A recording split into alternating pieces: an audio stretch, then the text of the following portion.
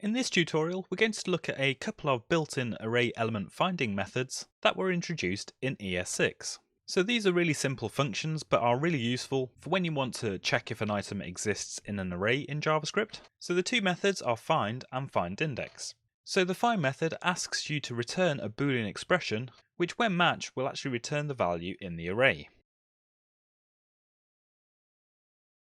So using this, you can actually check for the existence of a value in an array, and the findIndex method will actually tell you at what position it's in.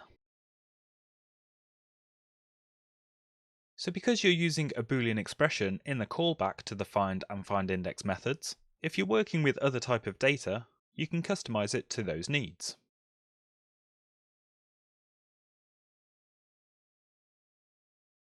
For example, if your array just contains numbers, you can use some numerical operator comparison.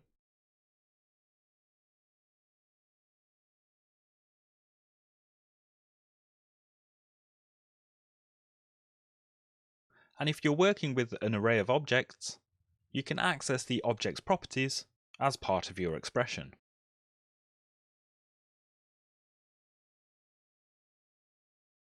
And when using the find method in this way, once a match has been found, you can then access the other properties of that object.